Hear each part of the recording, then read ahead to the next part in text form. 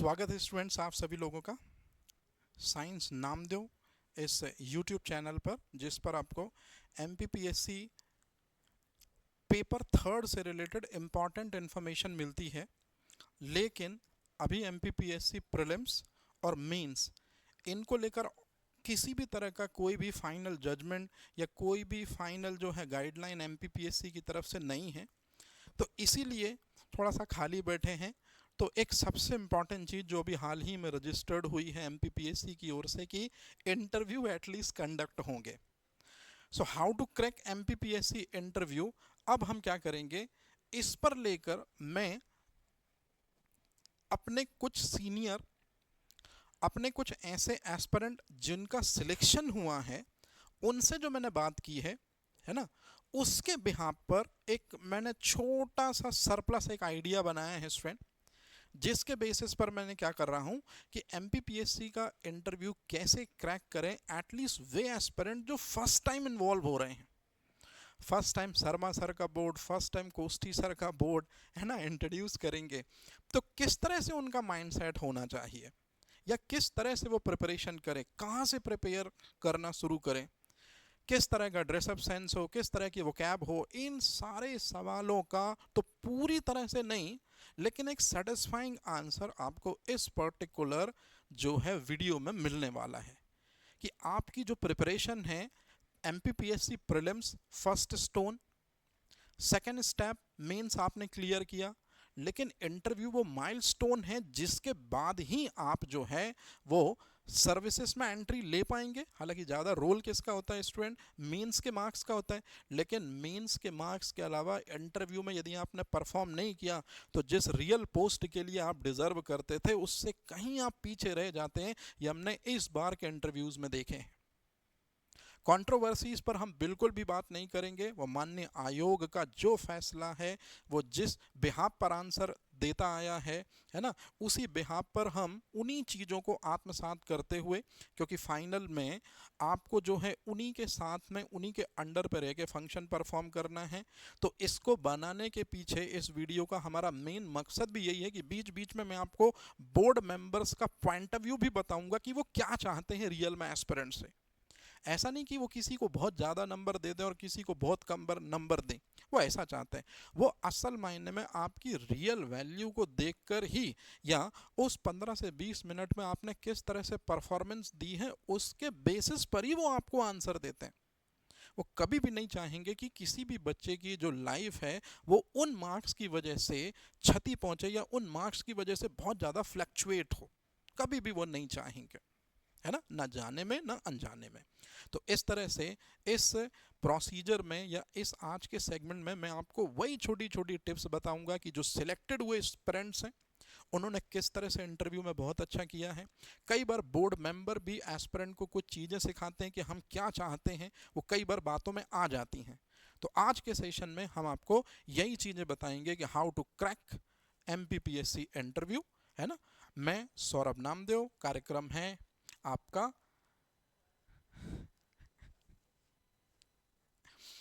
सबसे पहले एमपीपीएससी के इंटरव्यू में सबसे मेन चीज होती है खुद को जानना, सबसे पहली और सबसे जरूरी चीज। क्योंकि एक डॉक्टर पूरी दुनिया को तभी हेल्दी रख सकता है जब वो खुद नीट एंड क्लीन हो, खुद साफ और स्वच्छ हो। एक टीचर्स दुनिया को तभी बेहतर गाइडेंस दे सकता है, बेहतर एजुकेट कर सकता है जब खुद सारे सब्जेक्ट में या सारे विषय में उसने एक बेहतर तरीके से एक कंप्लीट स्टडी करी हो। हालांकि कंप्लीट कुछ नहीं होता, लेकिन उस पर्टिकुलर सब्जेक्ट में तो महारत हासिल हो। इसी तरह से एक इंडस्ट्रियलिस्ट तभी बेहतर होगा जब इंडस्ट्रीज के सारे दाव पेंच उसको आते हैं। सेम इसी तरह से एमपीपीएससी के इंटरव्यू में सबसे पहली जरूरत जो एस्पिरेंट को है वो है खुद को पूरी तरह से जानना।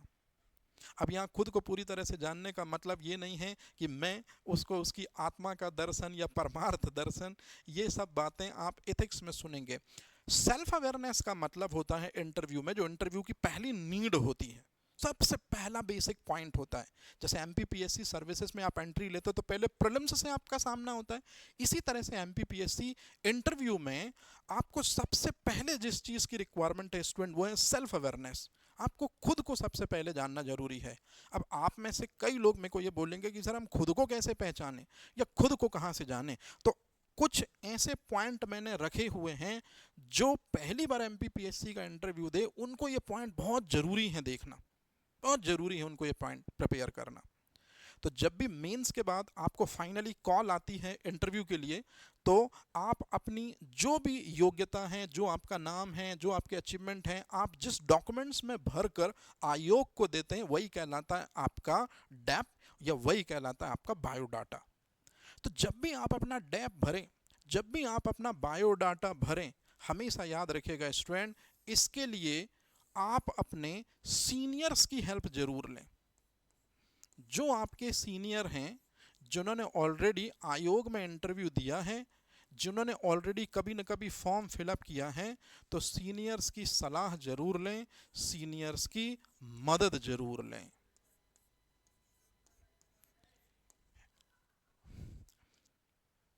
और जब भी आप अपना फॉर्म फिल करें, तो अगर हो सके तो उनको साथ में लेकर फिल करें। तो वो आपको छोटी छोटी चीजें बताएंगे, छोटी छोटी चीजें कैसे बताएंगे। जैसे कई बार डैप में ऐसा हो जाता है स्टूडेंट कि फादर का नेम भी होता है, फादर का नेम भी होता है कई बार, और पति का नेम भी होता है। और गर्ल्स के केसेस में तो कई बार गर्ल्स जो है वो ये टिक करना भूल जाती हैं कि जो नाम आपने भरा है ये फादर का है कि पति का है। तो इतनी छोटी छोटी चीजों को भी कई बार सीनियर आपको बताते हैं कि यदि पति का नाम है तो आपको उसको टिक करना है, फादर का नेम है तो आपको उसको टिक करना है। मतलब ये एक सिंपल सी चीज बताई मैंने आपको। मतलब मैं ये जरूर चाहूंगा कि जब भी आप अपना डैप फिलअप करें, किसी सीनियर्स की जरूर मदद लें। और दूसरी सबसे इंपॉर्टेंट चीज है, भाषागत अशुद्धि से बचें। शा, सा, शा, इन तीनों चीजों में भेद है। भाषागत अशुद्धि से बहुत अच्छे तरह से बचना है। माता पिता में सम्मान सूचक शब्दों को यूज करना है।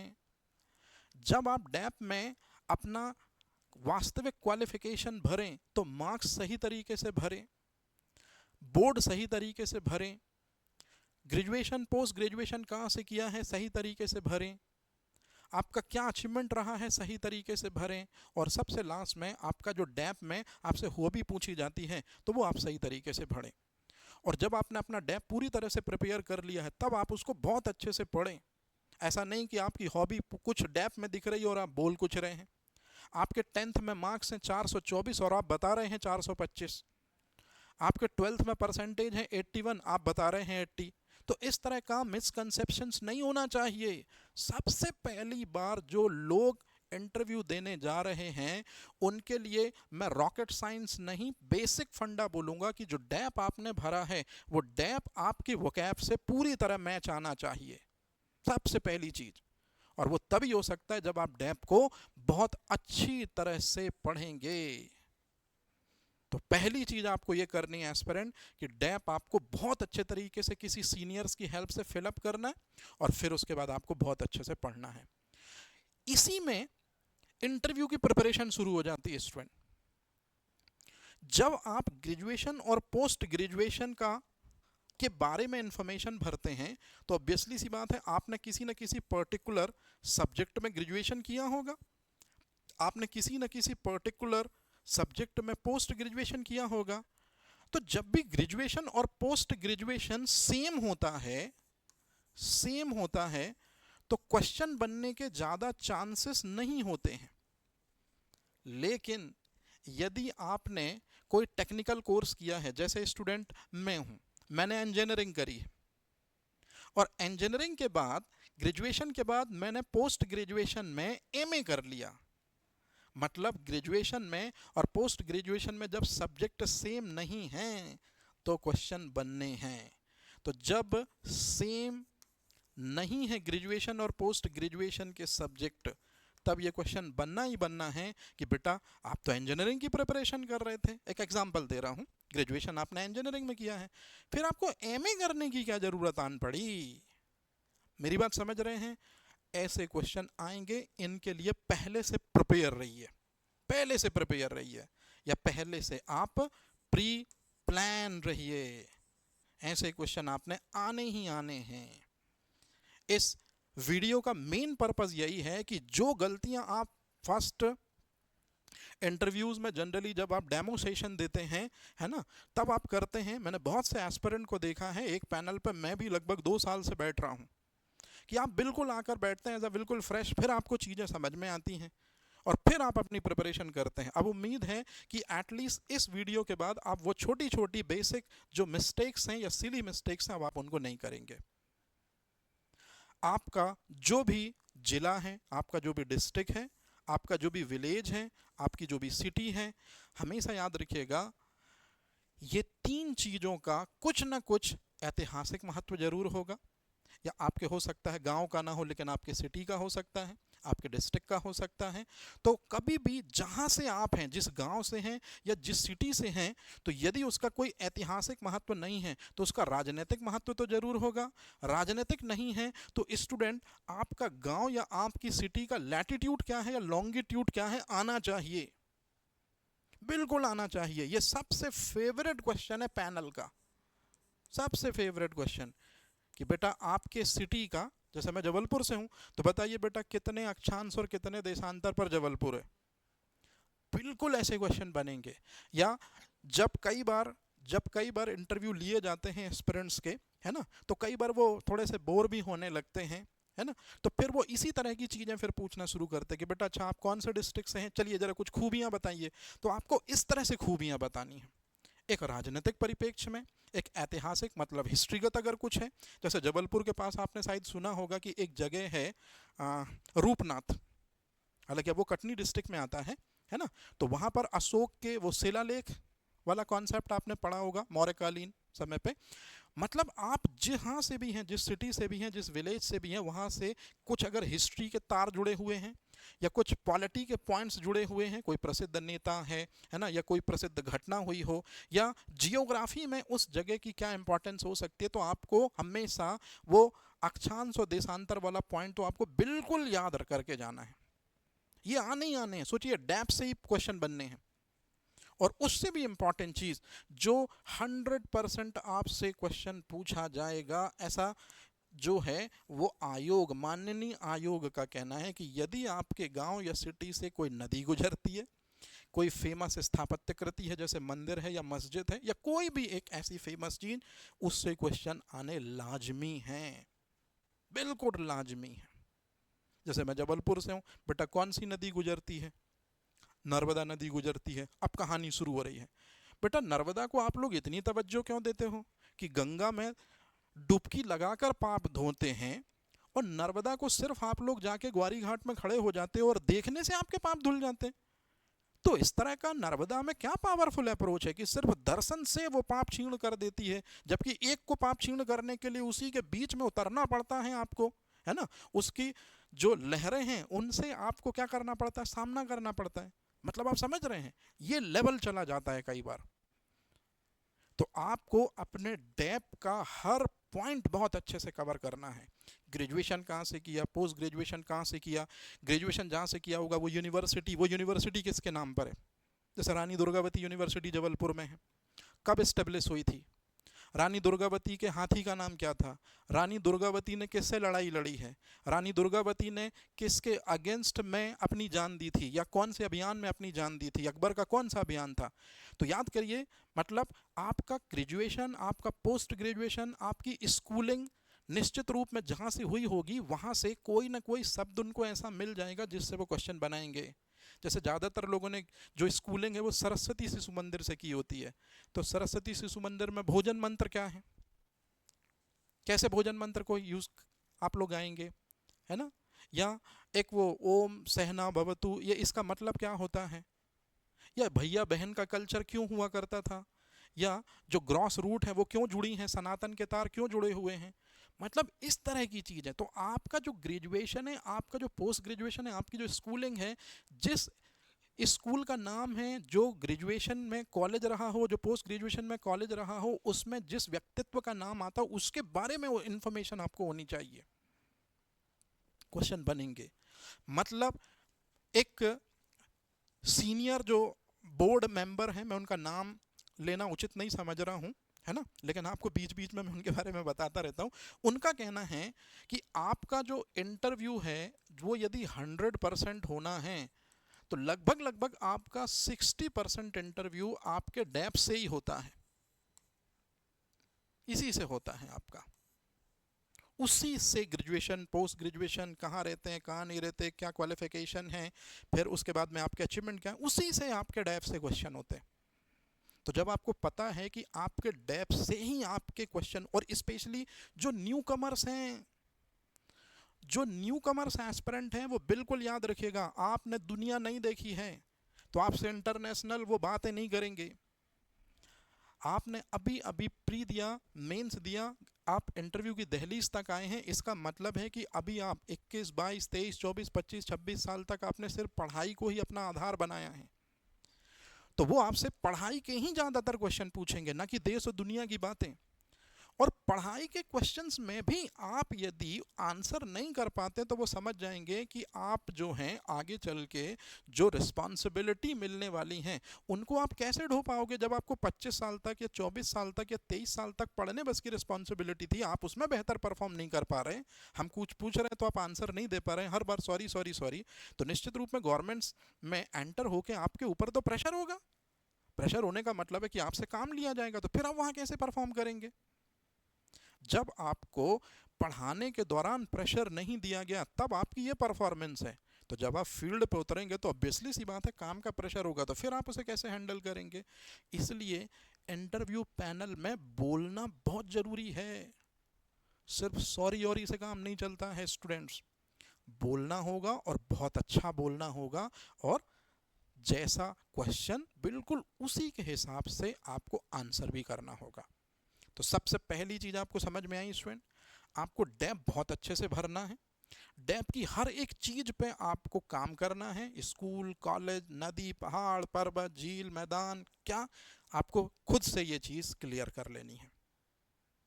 आई थिंक अब मुझे ऐसा लगता है कि आज के बाद से आपका जो इंटरव्यू का नजरिया है वो चेंज हो जाएगा। आप में से बहुत से लोग इंटरव्यू के लिए अवेयर हो जाएंगे। चलते हैं दूसरे सेगमेंट पे। स्टूडेंट ये मेरी फोटो है। मुझे ऐसा लगता है कि जब स्टूडेंट सेल्फ अवेयरनेस प्रिपेयर करे तो मेरे हिसाब से ये वे 4 क्वेश्चन हैं जो सबसे ज्यादा बोर्ड मेंबर पूछते हैं, या जो आयोग के जो मेंबर हैं, या माननीय जो आयोग है ना, मैं यहां पर ये शब्द लिख देता हूं क्योंकि इन्हीं की एंट्री के बाद हमारी ग्राउंड फील्ड में या हमारे कर्म क्षेत्र में एंट्री होती है। तो माननीय आयोग जो है वो इन 4 क्वेश्चनों को बहुत कॉमन पूछता है उन एस्पिरेंट से जो फर्स्ट टाइम एंट्री लेते हैं।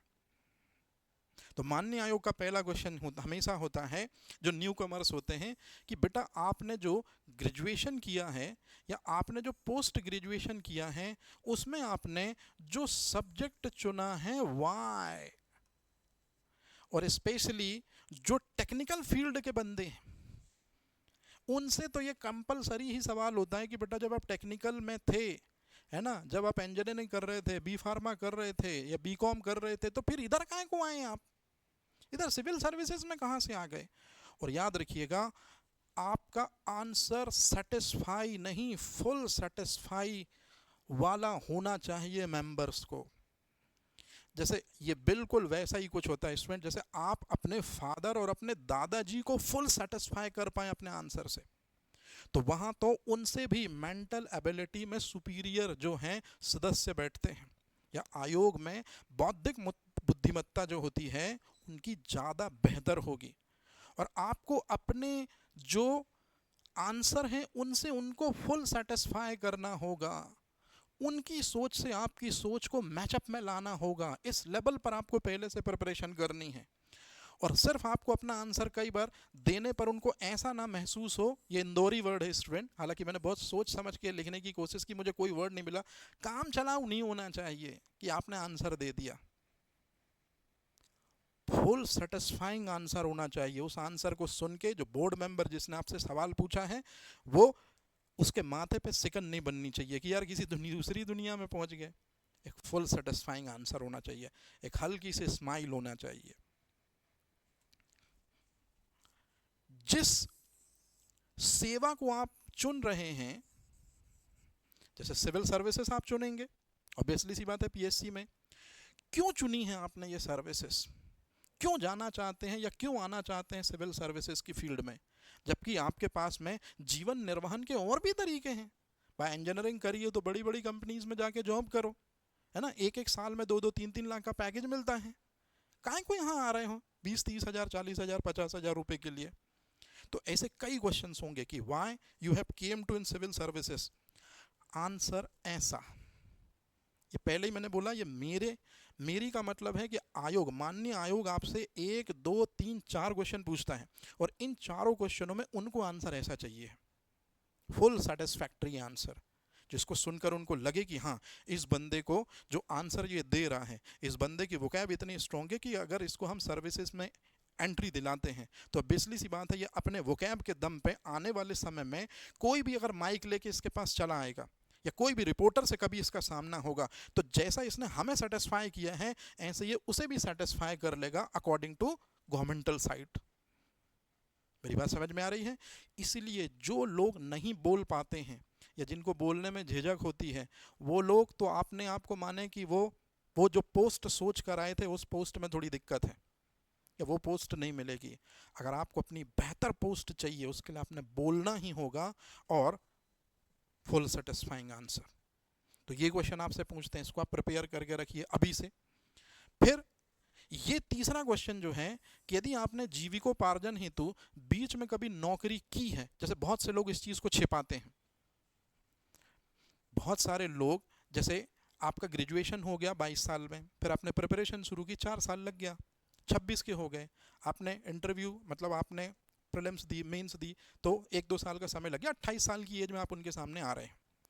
तो आपसे ऑब्वियसली सी बात है, ये 101% है कि ये क्वेश्चन आपसे पूछेंगे कि जब भी आप, एक बात याद रखिएगा, 28 के बाद वाला बंदा या 25 के बाद वाला बंदा जो है उससे क्वेश्चन कंपलसरी होता ही है कि जब आपने 22 की एज में ग्रेजुएशन या पोस्ट ग्रेजुएशन कंप्लीट कर लिया था बेटा, तो फिर 4-5 साल आपने अपना लाइफ कैसे सर्वाइव कराई? क्या आप अपने फादर पे डिपेंडेंट थे? तो आपको उस समय अपना बहुत स्ट्रिक्टली क्या करना है, बचाव करना है, लेकिन सॉफ्ट तरीके से कि जी सर मैं अपने फादर पे आज भी डिपेंडेंट हूं, आज भी उनके कहने के अनुसार चीजें मानता हूं, लेकिन इसी दौरान मैं उन पे बोझ नहीं बनना चाह रहा था, मैं खुद सेल्फ सफिशिएंट बनना चाह रहा था। इस दौरान मैंने क्या किया, बीच में कोई एक हुनर सीख लिया, मैंने क्या किया है, किसी ट्यूशन्स में 4-5 घंटे का काम देख लिया। उसमें बहुत सारी चीज़ें हो सकती हैं, आप इसी फील्ड को जी रहे हो तो इसी फील्ड का एग्जांपल ले लो कि सर मैंने किसी इंस्टीट्यूट में कॉपी चेक करने का काम किया है, किसी इंस्टीट्यूट में मैंने जो नए नए स्टूडेंट्स आते हैं उनके डाउट सॉल्व किए हैं, उसके लिए वो मुझे एक संतोषजनक एक अमाउंट दे देते थे। तो इसी दौरान मैं इस प्रिपरेशन के साथ में, मतलब उस वर्किंग के साथ में मैं अपने प्रिपरेशन भी करता चला रहा हूँ। और आज कहीं ना कहीं जहाँ मैं यहाँ आया हूँ, तो वो पर्टिकुलर सेगमेंट में जो मैंने सर्विसेज उस पर्टिकुलर जगह को दी हैं उसमें मैं उनका भी आभारी हूँ। तो जब आप इस तरह की बातें करते हैं कि अपनी बातों में आप दूसरे को भी बड़ा बनाते हैं, तो ऑब्वियसली सी चीज़ है कि आज अगर आपने उनको बड़ा बनाया है तो आगे सर्विसेज में आप गवर्नमेंट को भी सुपीरियर रखेंगे, तब कहीं वो आपको इस तरह की चीज़ों के बातों के आधार पर आपको वो एंट्री देते हैं कि हाँ जो हमने बंदा सिलेक्ट किया है वो बिल्कुल रियल है। और सबसे इंपॉर्टेंट चीज़ है, आपके जिले की एक खूबी भी पूछते हैं वो, और साथ ही साथ में एक प्रॉब्लम भी पूछते हैं। जैसे दमोह में चाइल्ड लेबर की प्रॉब्लम सबसे ज़्यादा है, वहीं दमोह जो है वो हिंदू, मुस्लिम और जैन संस्कृति का समागम स्थल भी है। तो इस तरह की चीज़ें आपको बहुत अच्छे से पता होनी चाहिए। तो अब आपको याद रहेगा कि सबसे पहले अगर आप इंटरव्यू देने जा रहे हैं तो सबसे पहले आपको डेप्थ में जो जो चीज़ें आप फिलअप करेंगे उनके बारे में तो आप पीएचडी कर लो कि उन पर जो जो पॉइंट आ रहे हैं उनको आपको बहुत अच्छे से कवर करना है। और फिर मैंने जिन 4 प्रश्नों को आपको बताया, इनके आंसर्स के लिए आप अपने सीनियर्स की मदद ले सकते हैं और बहुत अच्छे से इनको किसी भी तरह से प्रिपेयर कर लीजिए। अब तो आपके पास में आर्टिफिशियल इंटेलिजेंस, चैट जीपीटी जैसे सोर्सेज भी हैं, तो इन क्वेश्चनों के आपको आंसर करने हैं। तो पहली चीज़ एकदम क्लियर हुई। अब चलते दूसरी चीज़ पे। एमपीपीएससी का जब इंटरव्यू लोग देते हैं और जनरली आयोग में जाने के पहले जब कुछ मॉक देते हैं, है ना, किस इंस्टीट्यूशंस में जाके, तो कई बार लोग सिर्फ सॉरी सॉरी सॉरी सॉरी यही सिखाया गया है। भाई आपने प्रीलिम्स अच्छे से पढ़ा है, आपने मेंस अच्छे से पढ़ा है, मतलब आप नॉलेज की खान हो, नॉलेज है आपके पास, तभी तो आपको इंटरव्यू के लिए कॉल आई। तो सबसे पहली चीज, आपको इंटरव्यू में डर कैसा, वो आपके डेप्थ से आपके सब्जेक्ट पे ही चीजें पूछते हैं भाई। वो आपसे दुनिया की यथोचित बातें, अनर्गल बातें नहीं पूछेंगे। और पूछेंगे भी क्यों? क्योंकि उनके राडार में है ही नहीं। बस वो तो ये चाहते हैं कि जिस ऑफिसर को मैं सिलेक्ट कर रहा हूँ, जिस अधिकारी को मैं अपने सामने देख रखा हूँ, आगे चल के क्या, जिस तरह का प्रेशर हम लोग 4-5 लोगों के कारण उसको लग रहा है, क्या आगे चल के ये और 1000 लोगों का प्रेशर झेल पाएगा? तो उस 5 मिनट या 10 मिनट या 15 मिनट के सिनेरियो से वो आगे के पूरे टाइम को कंक्लूड कर देते हैं स्टूडेंट्स। आपका वहां बेवाक, आपका वहां बिल्कुल स्वच्छंद होकर, आपका वहां बेखौफ होकर आंसर करना, बिल्कुल अकॉर्डिंग टू जैसा गवर्नमेंट चाहती है या गवर्नमेंट के अकॉर्डिंग बेसिस पर डाटा के साथ आप अगर आप बात करेंगे, नॉलेज के साथ आप बात करेंगे, जो सीनियर्स हैं आप उनका सम्मान लेकर बात करेंगे, आप अपने टीचर्स के बिहेवियर को वहां अगर शो करेंगे, है ना, तो निश्चित रूप में आप पाएंगे कि आप प्लस हैं। और ये एक दिन में नहीं होगा स्टूडेंट, इसके लिए टाइम लगता है, लेकिन धीरे धीरे चीजें हो जाती है। जैसे अब पढ़ें क्या, तो पढ़ने में सबसे इंपॉर्टेंट चीज, जो बोर्ड ऑफ मेंबर बैठते हैं वो आपका सिलेबस बहुत कम पढ़ पाते होंगे। उनको तो करंट में अगर कोई न्यूज़ पर्टिकुलर चल रही है, वो तो उसी में से चीज़ें उठाते हैं, पुराने कुछ नॉलेज आपके, और उसी में से चीज़ें पूछते हैं। तो मैं हमेशा ये स्टूडेंट को रिकमेंड करता हूँ कि पिछले 1 साल तक की नेशनल, इंटरनेशनल, स्टेट से रिलेटेड जो भी न्यूज़ हैं, मतलब आप इंटरनेशनल खबरें, आप नेशनल न्यूज़, और आप स्टेट की न्यूज़, इन 3 को तो बहुत अच्छे से पढ़ लें। मतलब जिसको हम कहते हैं करंट अफेयर। तो करंट अफेयर तो आप पढ़ते ही हो बहुत अच्छे से, प्रीलिम्स में पढ़ते हो, मेंस में पढ़ते हो। जब भी आप इंटरव्यू देने जाएं तो जो आपके सब्जेक्ट थे, जैसे प्रीलिम्स में आपने जो सब्जेक्ट पढ़े हैं, मेंस में आपने जो सब्जेक्ट पढ़े, उनको एक बार और रिवीजन करें, उनको आप एक बार और स्ट्रॉन्ग करें। हो सकता है वो आपसे जीडीपी का फॉर्मूला पूछ ले, हो सकता है वो आपसे पूछ ले कि अभी जीएनपी कितनी चल रही है, हो सकता है ताजमहल को किसने निर्मित कराया है उसका इंजीनियर पूछ ले, हो सकता है ताजमहल का आर्किटेक्चर पूछ ले। मेरी बात समझ में आ रही? हो सकता है वो आपसे जो है साइंस में वो फोटोसिंथेसिस में लाइट रिएक्शन पूछ लें।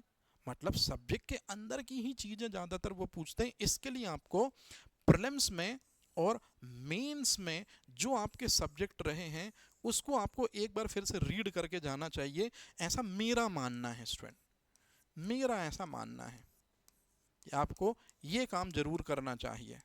इससे कुछ नहीं होता स्टूडेंट, इससे आता कॉन्फिडेंस।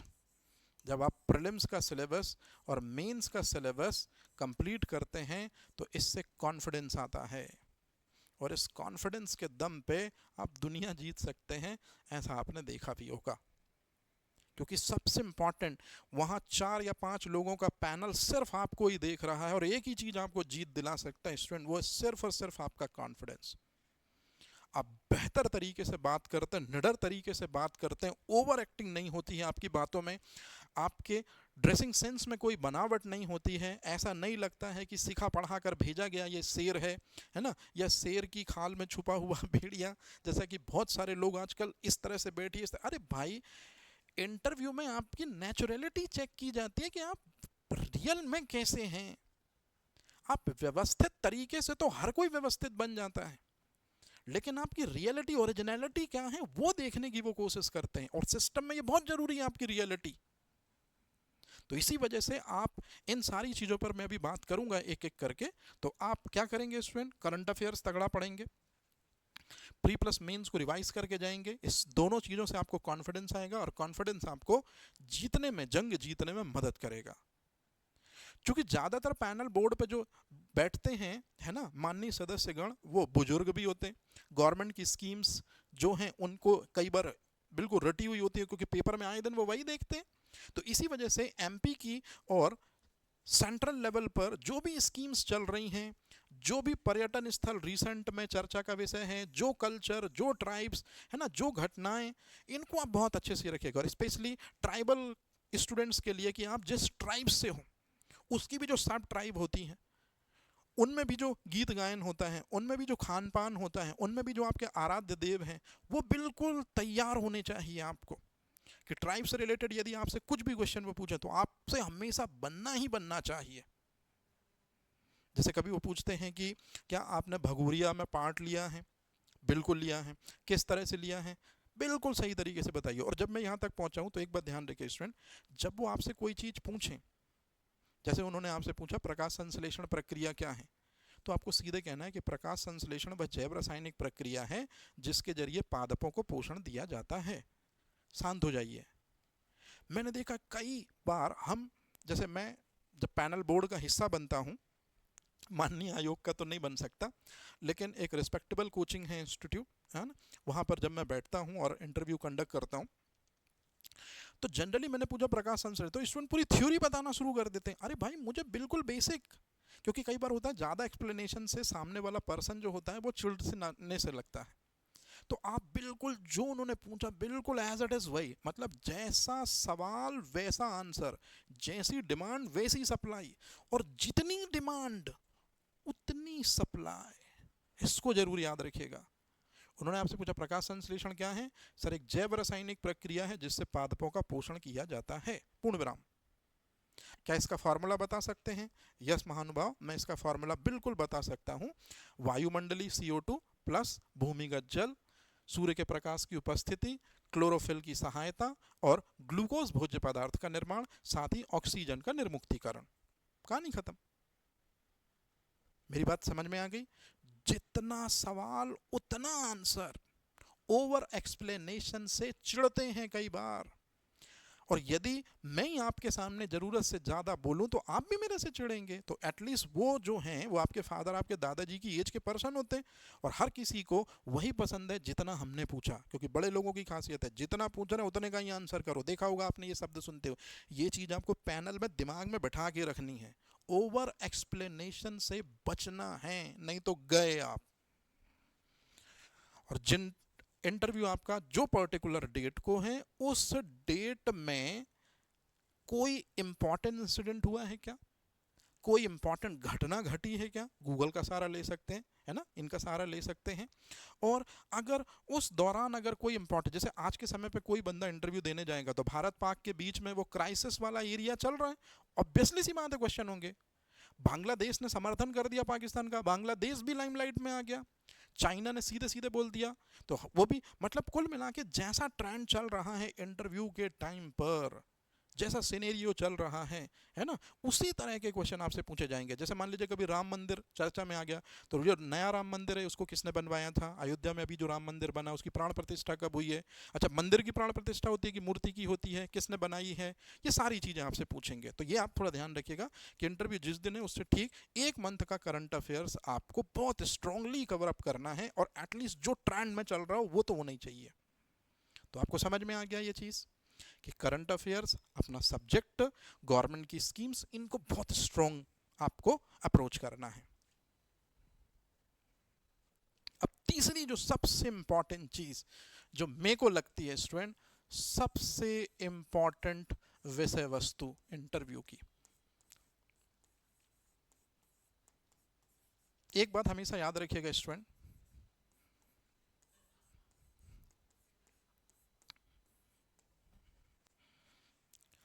आपके शब्द ही हैं जो कभी तीर बन जाएंगे कभी तलवार बन जाएंगे। आपके शब्द ही हैं जो रोते हुए को हंसा सकते हैं और हंसते हुए को रुला सकते हैं।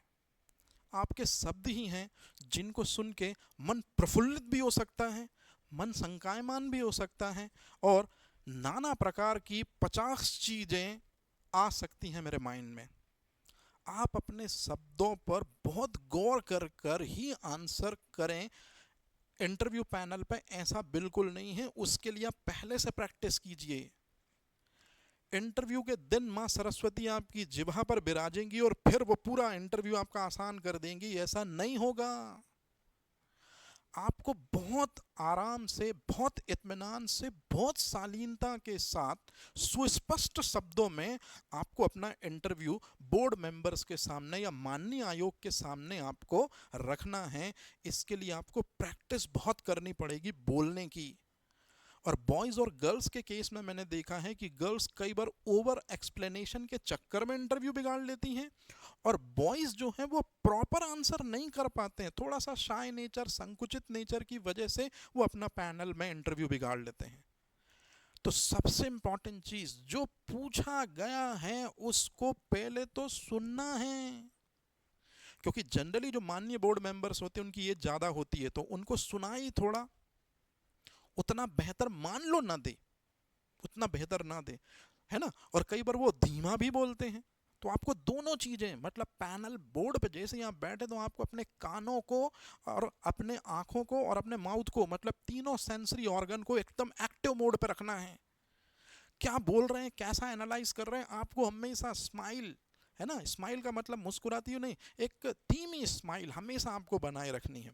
नहीं भी बन रहा तो आप बहुत आराम से, इत्मीनान से आप सॉरी बोल सकते हैं, लेकिन हर प्रश्न में सॉरी नहीं चलेगा स्टूडेंट्स, हर प्रश्न में सॉरी नहीं चलेगा। आपको बोलना होगा, इथिकल बोलना होगा, रियलिटी के साथ बोलना होगा। तो सबसे पहले क्या करें, आप बोलने के तरीके में जो प्रश्न आपसे पूछे जाएंगे आपको हमेशा याद रखना है स्टूडेंट, उनका संक्षिप्त उत्तर देना है। संक्षिप्त मतलब जितनी डिमांड उतनी सप्लाई, जितना पूछा गया है उतना आंसर। आंसर एकदम स्पष्ट होना चाहिए। महाराणा प्रताप के घोड़े का नाम पूछा गया है तो हाथी का नाम नहीं बताना है, ध्यान रखिएगा ये चीज। मैंने पूछा है कि पूर्वी खरगोन किसे कहते हैं, तो पश्चिमी खरगोन नहीं चाहिए, और पश्चिमी खरगोन पूछा है तो पूर्वी नहीं चाहिए, इतना स्पष्ट रहना है। आपसे कई बार वो कंट्रोवर्शियल सवाल भी पूछते हैं कि बेटा आप इंटरव्यू के लिए आ रहे हैं, सडनली आपने देखा कि सड़क पर एक पर्सन जो है, एक लेडी जो है वो आ रही हैं, और सडनली उनका एक्सीडेंट हो गया आपकी आंखों के सामने, अब आप क्या करेंगे। आप में से कुछ लोग बोलेंगे कि सर हम सीधे सीधे अपना इंटरव्यू देने आ जाएंगे, हमारे लाइफ का बहुत प्रीसियस मोमेंट है, इसके बाद ये कहाँ मिल पाएगा हमको। वहीं कुछ लोग बोलेंगे कि सर हम उनकी मदद करने लग जाएंगे।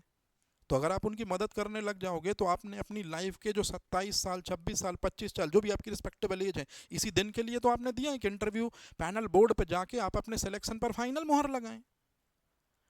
तो वहां सिर्फ आंसर से काम नहीं चलेगा, आपको अपना आंसर सेटिस्फाइंग के साथ साथ में तर्क के बिहाफ पे देना होगा कि सर एक सिविल सर्वेंट के रूप में मेरी आंखों के सामने एक व्यक्ति के साथ में या एक महिला के साथ में इस तरह की यदि ट्रेजेडी हो जाती है तो नैतिकता सबसे बड़ा धर्म है, तो उस नैतिकता या नैतिकपूर्ण धर्म के हिसाब से मैं उनकी मदद करूंगा, उनको एटलीस्ट जो प्रॉब्लम है उनको मरहम पट्टी या जो कुछ भी अगर हो सकता है पास में कुछ है तो कराऊंगा, यदि कोई नहीं है तो फिर मैं उनको पहुंचाऊंगा। और माननीय बोर्ड मेंबर्स में से या कभी न कभी आयोग में किसी के पास में अगर नंबर होगा, है ना, किसी न किसी का तो नंबर होगा जो बुला रहे होंगे, उनको आप इत्तला दे दीजिए कि ऐसी ऐसी सिचुएशंस में फंस गया हूँ, क्या थोड़ा सा आगे पीछे हो सकता है, क्योंकि स्टूडेंट बात करने से ही बात बनती है। वो वहाँ सिर्फ यही चेक करना चाहते हैं कि आप ऐसी ट्रेजेडी में, ऐसी कंडीशंस में आपका वे क्या होगा।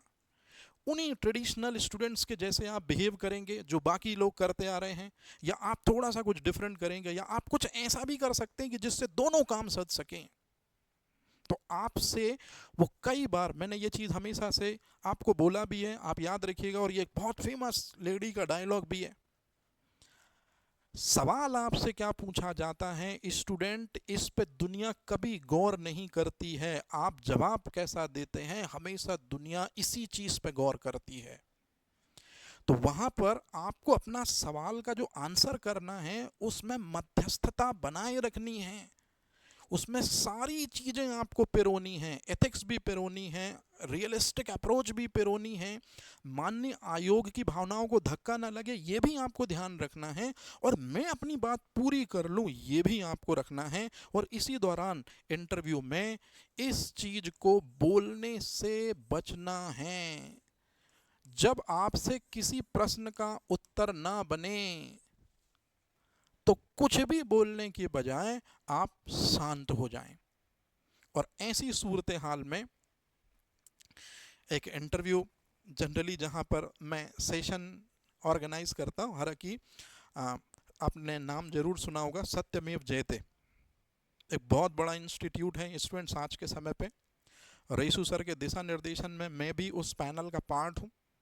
वहाँ पर इंटरव्यू में मेरी भी एक छोटी सी जगह है जो सर ने मुझे दी है। और ऑलरेडी टेस्ट सीरीज़ में तो कहने ही क्या, आपको ऑलरेडी पता है एसएमजे के बारे में, सत्यमेव जयते के बारे में। लेकिन अब पिछले कुछ समय से मैं देख रहा हूँ कि रईसू सर जो हैं वो इंटरव्यू में स्टूडेंट कैसा परफॉर्म करे इस पर भी बराबर ध्यान दे रहे हैं।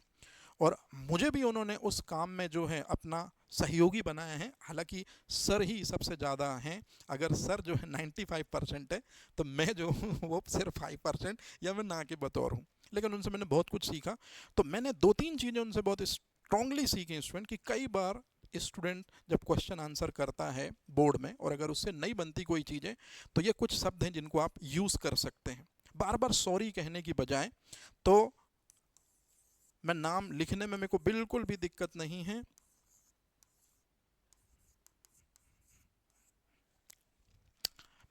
एसएमजे के ब्रांड एम्बेसडर है ना, टेस्ट सीरीज के बादशाह बोल सकते हैं हम, इंटरव्यू के जो हैं इस समय पे बेहतर गाइडेंस देने वाले व्यक्तित्व रईसू सर। उनके हिसाब से आप से यदि कोई क्वेश्चन नहीं बनता तो इस चीज़ की बजाय, सॉरी वर्ड से बेहतर है इस चीज़ की बजाय ये कुछ इम्पॉर्टेंट वर्डिंग को आपको ध्यान रखना है कि सर मुझे अभी इस विषय में जानकारी नहीं है।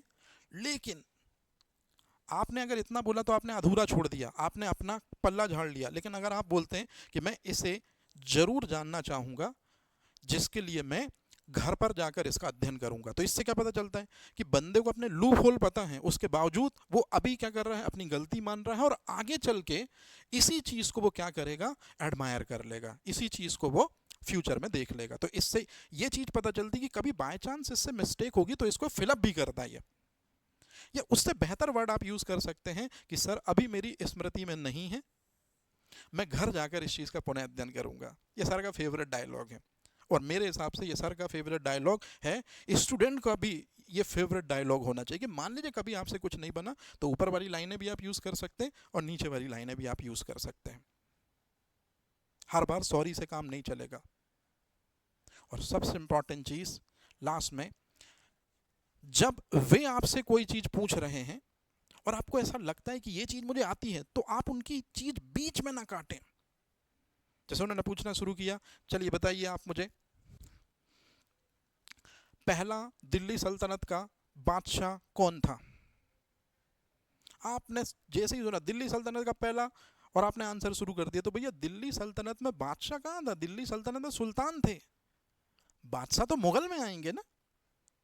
मतलब मेरी चीज समझ रहे हैं? बीच में आपको बिल्कुल भी नहीं टोकना है, बीच में बिल्कुल भी नहीं टोकना है। वो टोक सकते हैं कि आप कुछ बता रहे हैं कि सर वर्ल्ड बैंक के अनुसार, हाँ वर्ल्ड बैंक कब बना, वो टोक सकते हैं, आप नहीं। आपको कभी भी उनकी बात बीच में नहीं काटनी है। किसी चीज पर आपको उनसे अगर बहस वाला माहौल ऐसा लगता है कि बन रहा है तो दरअसल में वो बहस जैसा माहौल बनता नहीं है, बनाते हैं। जानबूझ के आपको परेशान करने वाली परिस्थितियों में धकेलते हैं, जानबूझ के ऐसा माहौल बनाया जाता है ताकि आपकी रियलिटी कंफर्म हो, ताकि आपकी एक्चुअलिटी बाहर आए, रियलिटी पता चले कि व्यक्तित्व आपका कैसा है। तो कई बार कुछ एस्पिरेंट के साथ मैंने देखा है कि वो एक एक राजनीतिक ट्रम्प कार्ड या एक रिलीजियस ट्रम्प कार्ड वो खेलते हैं। उसका मकसद, वो सच में नहीं खेलते, उसका मकसद सिर्फ आपकी मेंटेलिटी को जानना चाहते हैं कि शिक्षा को पढ़कर आपके माइंड में सच में सकारात्मक परिवर्तन आए हैं कि आज भी आप उन्हीं रूढ़िवादी मानसिकताओं को अपने माइंड में लिए फिर रहे हैं। ये चीज चेक करते हैं वो। तो इसीलिए कई बार वो अगर आपको फंसाने वाली कुछ चीजों में डालें, आपको आरक्षण जैसे मुद्दों पर, आपको धर्म जैसे मुद्दों पर, स्पेशली मोमेडन कम्युनिटी से वो सनातन के बारे में क्वेश्चन करेंगे, तो आप पलटकर ये मत बोलिए कि सर आप हमसे पूछिए, है ना। इस तरह की चीज़ें कई बार हो जाती हैं क्योंकि जनरली जो आज हमारा वे ऑफ टॉकिंग है, यही तो वे ऑफ टॉकिंग वहाँ चली जाती है। इस चीज़ से प्लीज़ बचिए स्टूडेंट्स। वो कभी भी नहीं चाहते हैं, पैनल में मेंबर कभी भी नहीं चाहते हैं कि धार्मिक भावनाओं पर ठेस हो, राजनीतिक भावनाओं पर ठेस हो या आपकी भावनाओं से ठेस हो। लेकिन कुछ समय के लिए ऐसा माहौल जरूर बनाते हैं कि आपको हो सकता है, लगता है कि यार ये बहस है, तो आपको ऐसी बहसों में भी सारगर्भित आंसर देके उनसे बचने की कोशिश करनी है। और सबसे इंपॉर्टेंट चीज जो 90% लोग कई बार बोलते समय तुक्का लगा देते हैं, इससे बचना है स्टूडेंट्स आपको, इससे बचना है। तुक्का नहीं मालूम है, एकदम साफ सुथरे शब्दों में कह दो सर इस घटना के बारे में अभी मुझे जानकारी नहीं है, जैसे ही मुझे जानकारी मिलेगी मैं इसके साक्ष्य के आधार पर इस पर और भी अच्छे तरीके से चीजें जुटा लूंगा, या मैं घर जाकर इसको देखूंगा। तुक्का नहीं। या आप वहां बोल सकते कि क्या मैं इसके बारे में अनुमान लगा सकता हूं, जैसे बहुत सारे इंस्टीट्यूशंस आजकल सिखा रहे हैं, ये चीजें हो सकती है। अब आता है स्टूडेंट, जब आपसे वो बात करते हैं और बात करते करते इंटरव्यू में शुरुआत में 5 मिनट 10 मिनट तो वो आपको समझते हैं, समझने के बाद आपके शब्दों से आपके लेवल का पता लग जाता है कि आपका जो है वे ऑफ टॉकिंग से कि आपका लेवल कैसा रहा, आप किस माहौल में पड़े हैं, आपके अंकों से भी ये पता लग जाता है। अब आपको अपने आंसरों में क्या क्या चीज़ें नहीं करनी है और क्या क्या चीज़ें करनी है, इसका एक छोटा सा एग्जाम्पल मैं दे रहा हूँ स्टूडेंट। हालांकि आपको अपना आंसर कैसा देना चाहिए इस पर एक बहुत लंबा वीडियो बन सकता है, लेकिन चूंकि मुझे कंपलसरी एक वीडियो बनाना था उन एस्पिरेंट के लिए जो फर्स्ट टाइम यूज होते हैं और नेट पे इसका मैटर भी बहुत कम था, तो मुझे ऐसा लगा कि इस पर थोड़ा सा क्या है एक शॉर्ट में एक वे बना दिया जाए जिसमें एस्पिरेंट को पता चले। तो जब आप इंटरव्यू में सबसे बीच पड़ाव में होते हैं, सबसे अहम पड़ाव में होते हैं, जहां से आपको क्रेडिट डिसाइड होती है स्टूडेंट कि आप इन या आउट, मतलब मार्क्स अच्छे हैं या नहीं है, तो आपको हमेशा अपने आंसर्स जो देने हैं वो अपने आंसर्स मध्यम मार्गी बनकर देने हैं। आपको हमेशा जो आंसर रखना है वो गवर्नमेंट के अकॉर्डिंग आंसर रखना है। आपको हमेशा जो अपनी बातें बोलनी है वो ऐसा ना लगे कि उनमें चापलूसी है। आपको अपनी बातों में ऐसा बिल्कुल भी नहीं दिखाना है कि बिल्कुल हम जो हैं वो अपना जो आंसर है वो बिल्कुल दिखावटी आंसर बना रहे हैं। आपको मध्यस्थता के साथ में आंसर देना है। आपसे अगर मान लीजिए पूछते हैं कि स्वास्थ्य के क्षेत्र में भारत में क्या समस्याएं हैं, तो आपको कहना है यहाँ इंफ्रास्ट्रक्चर बेहतर नहीं है, आपको कहना है डॉक्टर बेहतर नहीं है, आपको कहना है कि यहाँ पर प्राइमरी हेल्थ केयर बेहतर नहीं है, मतलब आपने प्रॉब्लम गिना दी, लेकिन उसके बाद आपको इसी आंसर को मध्यम वर्गीय में ले जाना है कि भले यहाँ दिक्कतें हैं लेकिन तत्कालीन राज्य सरकार और केंद्र सरकार रात दिन अपने सिस्टम की हेल्प से इसको दुरुस्त कर रही है। आयुष्मान स्कीम्स की हेल्प से प्राइमरी सेकेंडरी टर्सरी केयर को बेहतर किया जा रहा है। एनएचएम कार्यक्रम की हेल्प से ज़्यादा से ज़्यादा डॉक्टर्स को, नर्सेस को, एएनएम को अपॉइंट किया जा रहा है। मतलब आपको ये बात हमेशा याद रखिएगा कि आंसर मध्यम मार्गी बन के देना है, लेकिन मैं अपनी पर्सनल सोच बता रहा हूं स्टूडेंट, आप इस चीज़ को अपने अंदर रखकर ही आंसर करिएगा। आपको कोई भी जो आंसर करना है वो गवर्नमेंट को साइड लेके करना है, क्योंकि फाइनली उस एक इंटरव्यू के बाद आपको गवर्नमेंट के सेक्टर में ही एंट्री मिलनी है, आप गवर्नमेंट का ही पार्ट बनेंगे। तो आपको जब आप इंटरव्यू दें तो आपको ये दिल में रखना है कि अब से गवर्नमेंट ही हमारा पालन करता, पोषण करता, और उसी से अब हमारा जो है विध्वंस नहीं, वहीं से हमारी रिटायरमेंट। मतलब आप जैसे ही एंट्री लें इंटरव्यू पैनल पे, तो आपको जो भी डाटा, जो भी नॉलेज, जो भी चीज़ें बोलनी हैं, अब आपको इस बिहाफ पे बोलनी है कि गवर्नमेंट के हिसाब से या गवर्नमेंट को ही ध्यान में रखकर उसको मैं क्या करूँगा, रिप्रेजेंट करूँगा। मतलब अब फादर और मदर के बाद गवर्नमेंट ही हमारी माए बाप है, उसके अगेंस्ट में नेगेटिविटी नहीं, हमेशा पॉजिटिविटी, जितनी बेहतर से बेहतर हो, क्योंकि गवर्नमेंट ही तो आपको मौका दे रही है उन लोगों को बीच में जाने का जिनके साथ गलत हो रहा है, या जो पिछड़े हैं, या जिनको चीज़ें नहीं मिल पा रही हैं। तो ये आप थोड़ा सा अपने पर्सनल टच में रखेंगे कि आपको गवर्नमेंट का बिल्कुल स्ट्रांगली नुमाइंदा बनकर बात करनी है। डाटा हमेशा रखना है, आपको बातें बहुत स्ट्रांगली रखनी है, योजनाओं के साथ कंट्रीब्यूट करके बताना है, लेकिन आंसर कैसा रहेगा, मध्यम मार्गी। और जब भी आप सरकार को लेकर चलें तो कांग्रेस बीजेपी के चक्कर में ना उलझे, आप सिर्फ सरकार, केंद्र सरकार, राज्य सरकार, केंद्र सरकार, राज्य सरकार, नहीं तो वो एक तीसरे पुट की तरफ चला जाएगा आपका आंसर। ठीक है। हाँ, इसमें किसी भी सामाजिक राजनीतिक मुद्दे पर तटस्थ होकर, तर्कसंगत होकर संवेदनशील उत्तर दें, सबसे ज्यादा जरूरी है आज के टाइम पर, सबसे ज्यादा जरूरी है आज के टाइम पर। जैसे एक क्वेश्चन का आंसर मैं बताता हूं स्टूडेंट, क्या तीसरा वर्ल्ड वॉर आज की हरकतों में हो सकता है? भारत और पाकिस्तान के बीच जो तनातनी चल रही है, क्या थर्ड वर्ल्ड वॉर पॉसिबल है? बताइए क्या होगा आपका answer? Third world war possible है क्या? तो आपसे कैसा मुद्दा पूछ लिया उन्होंने? राजनीतिक मुद्दा पूछ लिया। अब आपको इसका तटस्थ होकर आंसर देना है। तटस्थ होकर कैसे आंसर देते हैं?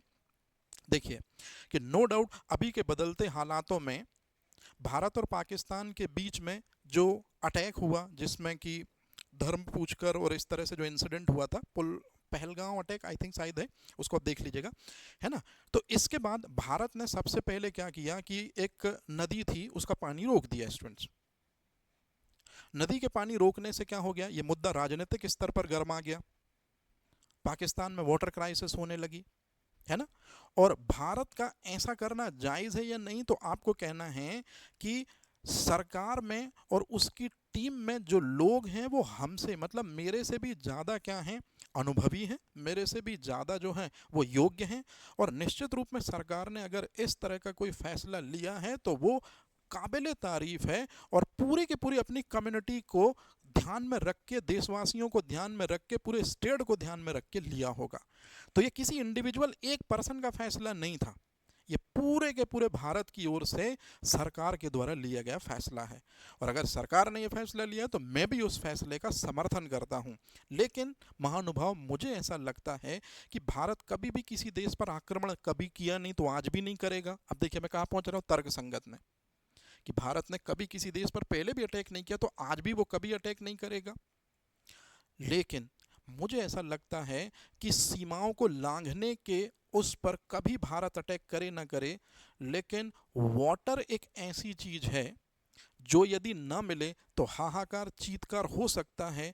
और अगर इसी वाटर की लैक की वजह से हो सकता है कि पाकिस्तान ने चाइना को अपना साथी बना लिया, इंडिया ने रशिया को अपना साथी बना लिया, आने वाले समय में इन्हीं दोनों देशों के अपने अपने रिस्पेक्टेबल कंट्री यदि जुड़ते चले जाएं, तो युद्ध जैसे हालात हो सकता है निर्मित। मतलब जल सुरक्षा के कारण तीसरा विश्व युद्ध हो सकता है।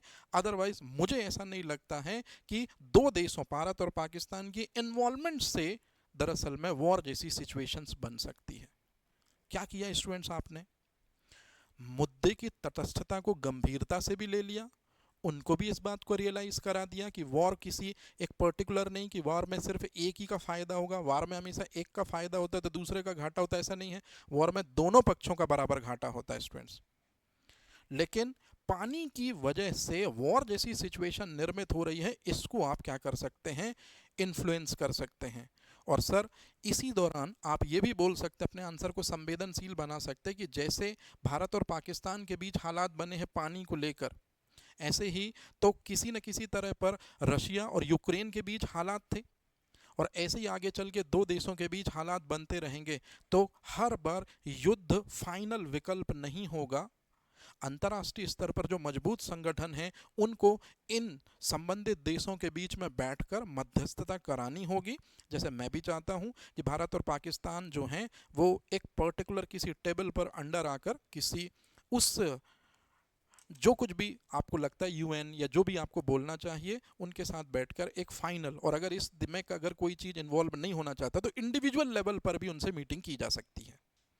मतलब कुल मिला के आपको बहुत अच्छे तरीके से बचना भी है, आंसर भी करना है, कुछ यूनिक पॉइंट से उनको अवगत भी कराना है, और फाइनल में आपको अपना वे ऑफ टॉकिंग भी रखना है। और फाइनल में ये चीज़ आपको ज़रूर बोलनी है कि भारत सरकार के लिए गए हर एक फैसले पर हम उसके साथ हैं। क्यों? क्योंकि आगे चल के हम भी, मतलब ये आपका पर्सनल पुट हो जाएगा, हम भी तो उसी सिस्टम का पार्ट बनने वाले हैं। ध्यान रखिएगा ये चीज़। कई बार जब आप इंटरव्यू में आंसर करते हैं तो आप अपनी कट्टरवादी और अतिवादी सोच से बचें। जैसे कुछ गर्ल्स को मैंने देखा है, अगर उन्होंने अपने जीवन के शुरुआत में कुछ चीज़ें अगर खो दी हैं तो उस खोई हुई चीज़ का उनके माइंड में थोड़ा सा जो है इम्पैक्ट कई बार ज़्यादा हो जाता है। ऐसा मैंने देखा स्टूडेंट, एक दो केसेस में, मैंने वही बताया, हालांकि बता तो और भी कुछ सकता हूँ, लेकिन ये तो अब उनके जो आंसर होते हैं वो पर्टिकुलर एक ही एरिया को टारगेट करके होते हैं। या एक ही जगह पर कई बार वो चीज़ें एकदम साफ साफ झलक जाती हैं। हमको अपनी कट्टर सोच को बदल तो नहीं सकते, लेकिन उन 15 से 20 मिनट के लिए हमको अपनी उस सोच को थोड़ा सा बाहर करके आना है। जैसे अपनी नेगेटिविटी, अपने डर को हम इंटरव्यू पैनल से बाहर करके आते हैं, कट्टर सोच को भी हमको बाहर रख कर आना है। जैसे रिमूव योर सोच फॉर द आउटसाइड, हमको भी अपनी कट्टर सोच को आउटसाइड में करना है। और एक मध्यस्थता का आंसर, पोलाइटनेस के साथ आंसर, हल्की मुस्कान के साथ आपको आंसर करना है। जैसे अक्सर करके आरक्षण के मुद्दों पर वो सवाल पूछते हैं कि क्या आरक्षण जरूरी है, तो आप यदि ST SC हैं तो आपको ये नहीं कहना कि सर 100% जरूरी है। आप यदि जनरल कैटेगरी के OBC के हैं तो आपको ये बिल्कुल नहीं कहना है कि सर बिल्कुल गलत है। भीमराव अंबेडकर ने कहा था कि आरक्षण को क्विट कर देना चाहिए, है ना। तो इस तरह से फिर वो और भी दूसरी चीज़ें आ सकती हैं कि ST SC जो हैं कम्युनिटी के लोग अपने अपने पर्टिकुलर आंसर, तो आपको आंसर ऐसा करना है जैसा मध्यस्थता में लिखा हो। और स्टूडेंट, आपको बिलीव नहीं होगा, ये जो आंसर मैं आपको सामने दे रहा हूँ ये पाठक सर का आंसर है।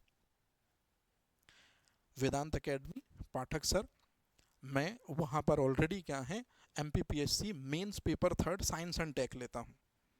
तो एक बार मैंने सर से सब पर्सनल पूछा कि सर आरक्षण के सब्जेक्ट पर क्या आंसर देना चाहिए एक स्टूडेंट को, तो ये बाय पाठक सर। स्टूडेंट, मेरा सीधे सा लाइफ का फंडा रहा है कि अपन जिनकी खाते हैं उन्हीं की गाते हैं, है ना। तो लगभग 2021 से 2021 से मैं पाठक सर के सानिध्य में हूँ, संरक्षण में हूँ, और उनके साथ में ही मैं साइंस एंड टेक को आगे बढ़ा रहा हूँ। तो इस तरह के आपको आंसर करने हैं मध्यस्थता वाले। ये चीज़ मैंने उनसे बहुत अच्छी सीखी स्टूडेंट, कि कभी भी किसी भी आंसर को यदि आप बहुत अच्छे तरीके से दोनों फेवर को डिफेंड करते हुए, ना ज़्यादा हाई ना ज़्यादा लो, बहुत आराम से करते हैं तो आप बेहतर कर पाते हैं। जैसे समाज के सभी वर्गों को समान अवसर देना जरूरी है। देखिए कितनी अच्छी बात बोली उन्होंने। आरक्षण एक साधन है, इसको साध्य नहीं बनाना है, लेकिन शिक्षा, कौशल, विकास, अवसरों के विस्तार में जरूरी है ये। तो ये देखिए दोनों बातचीतें हो गई स्टूडेंट, यहाँ पर जरूरी भी है और यहाँ पर किन किन में जरूरी है ये भी जरूरी है।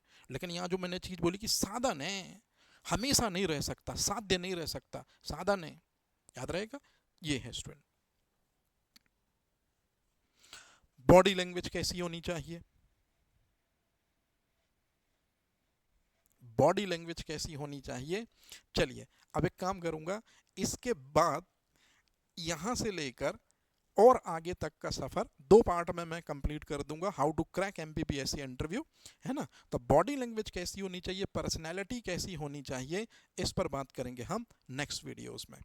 अभी इतना ही, थैंक यू।